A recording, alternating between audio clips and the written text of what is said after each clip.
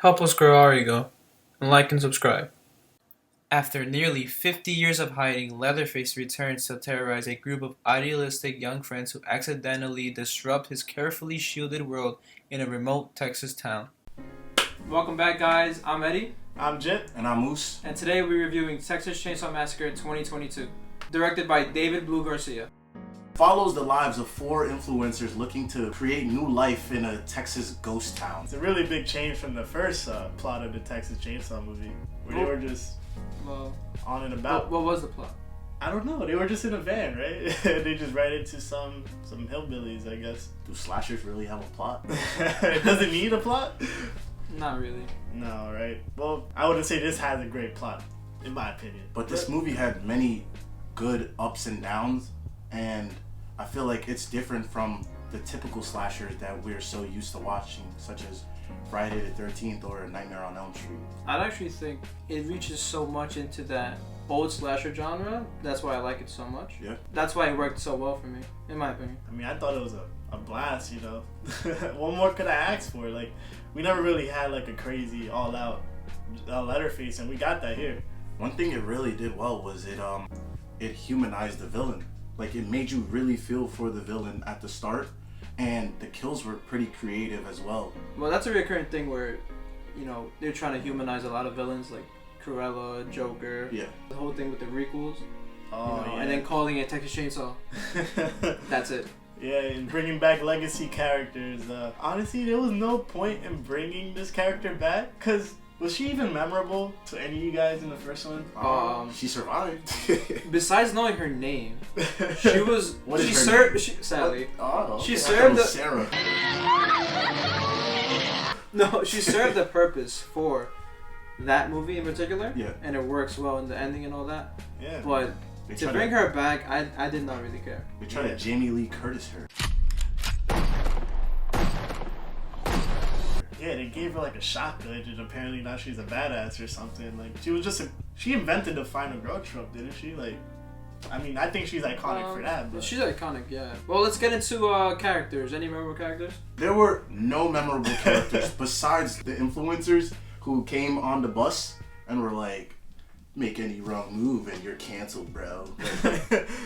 the first two, like, co-leads were actually pretty cool in my opinion. Well, one of them. I actually enjoyed the backstory of the one where, well, there's a character in this film that actually survived the school shooting, which is a little messy, but I actually just like her character. Like, we don't know the character's name, so they're not memorable, but they still serve, like, they serve the purpose for the movie. Remember, this movie is like an hour. It doesn't give me any time to It's really an hour and care. 20. It's an hour and 20. And I've like, to go off of what you said, I feel like her backstory was like badly executed. Like, Oh, big time. Yeah. Surviving a school shooting and just ending up here under the protection of her sister. Like, Yeah. there was really no memorable Yeah, character. and she didn't even want to stay there. Yeah. A really annoying sister, by the way. Oh, I hated her from the jump. I wish she was Oh, killed man. off in the first 5 minutes. For real. Gentry fuckers. This movie is full of cliches, but Oh. they work. But one cliche that was like not executed was the villain being dumb. Leatherface was really smart in Yeah, this movie for Leatherface some was reason. not joking around this time around. It was like he was playing Dead by Daylight, but this is like, it reminds me of that movie, the Jason reboot, where Jason became like this super Oh yeah, yeah. like crazy hunter villain, and Yeah. it was kind of reminiscent of that. I'm actually a fan of that movie too. Me too. I think it's pretty underrated. Let's talk about the gore in the movie. Like I said, I mentioned it earlier, they put the massacre in this, and I think this has the highest kill count out of all the Texas Chainsaw films. That bus scene, which was beautifully shot, by the way, like with all the blood yeah. splattering onto the camera, the It was actually lights and kind of everything. terrifying because, you know, they're just waiting that chainsaw to hit. Try anything and you're canceled, bro. And it made you think, like, what would you do in that situation? I think I would freeze and just, you know, accept my fate. I speak for everyone that unless we're the main characters, we're dead. I kept thinking of like ways to like go around him or like play dead on the floor, and like he was like he was everything. It's a 7 foot. He should be starting for the Knicks. Oh, also, this Leatherface was not that tall though. Wasn't? No, Nah. he was still kind of like physically intimidating in my opinion. Though. Yeah, but he definitely wasn't the tallest. I don't think so. No. But I actually loved his new like redesign. I thought it was Yeah. I thought it was great. In my opinion, the best design for Leatherface is not even the first one. It's the 2003 remake. That remake is actually pretty darn good. Yeah. But yeah, this one was pretty good in my opinion. This did have an iconic scene though. So you see how the first one had that shutter door scene? Yeah. Mm-hmm. This one had an iconic scene, and I feel like it's the one where he like is resurrected out of the water, and he's just like, because it made you feel like Leatherface was something more than just a human at this point. Some of the things really didn't make sense, like the world building behind it.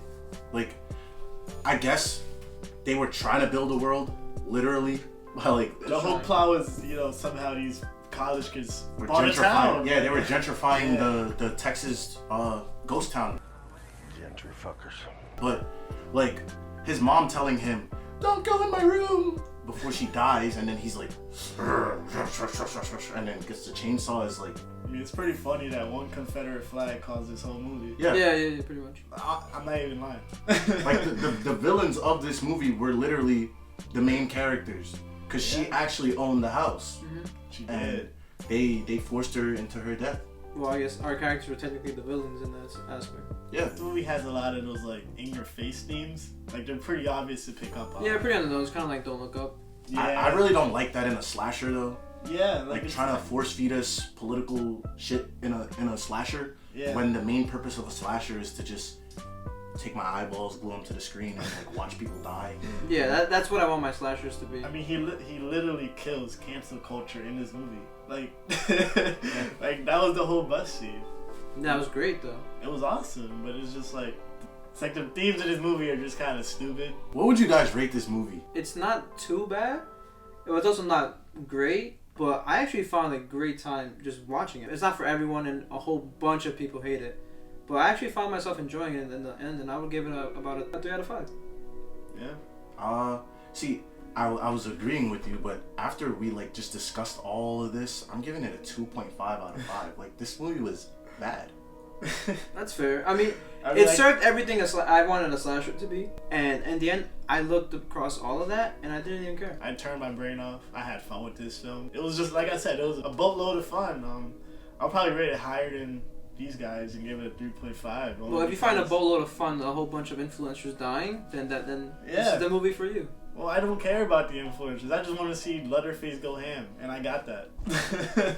You see, there was one thing that this movie did really good with their themes of killing cancel culture and killing gentrifiers, is like in the final scene, the two main leads are so lazy that they autopilot their car instead of drive away, and that just shows you how lazy we've become. And he ends up like slicing off her head. I feel like that was literally the best scene of the movie. Well, I didn't see it as that. I saw it as a sign of relief and overcoming this insane killer and just sitting back, turning on autopilot and trying to get out of there. But I didn't really see it as a thing as like they had to really get out of there. They thought that they finally killed him. But I also agree that scene was really well I executed. mean, I like that symbolism though. I didn't think about that either. Yeah. Plus, you shot him with a shotgun. He didn't die the first time, so I would have just like. I mean, Leatherface was like practically inhuman in this film. I think he soaked like 20 bullets. He got drowned. This guy. He also did like a 1v1 with this other dude, and he shook it off. It's insane. That dude, Richter was his name. Richter was, He was the best character in this film. and he got the best that scene. Yeah. Yeah. But Leatherface was actually setting up traps. Yeah. I mean, like So I people said, found that kind of weird, but I thought it was pretty cool. A new iteration of Leatherface. Why not? yeah, I want something new. I thought all the Leatherface like scenes were awesome and fun. Like, there's just one particular scene where he just turns into straight up Thor, and, like throws a hammer at this girl, and she goes flying. Yeah. Back into the That basement. entire scene, by the way, was tension fueled, Yeah. and that's why I can't quite give that movie. I can't give it a 2.5, just because it made all the Leatherface scenes great, and that's exactly what it needed to do. Yeah, like there's even a scene where he just breaks someone's arm off, like And then straight up, and then inserts his own bone into it. Like, that's Isn't the- that awesome? That's the creative type of stuff I want for my slashers, So at the end of the day, you know, this movie's on Netflix. If you want to watch it, go ahead, but it's not for everyone. Yeah, I mean, I saw it with my mom. She had some fun with it. I would not recommend to watch it with your mom. It's a fun watch with a group. Yeah, definitely. You know, Yeah, that's the open reason up I a did cold it. one with the boys, and it's that kind of movie. And if you wanted something else from that, then I don't know what you're trying to get at. Yeah, it's obviously not gonna top the original. Nothing will. I'm sorry to break that news to you. But it's one of the better sequels. It's better than the one with Trey Songz. Anything's better than the one with Trey Songz. Do your thing, cuz. Thank you guys for watching. Stay tuned for the next review. Like and subscribe. And that's it. We're Ego. Peace.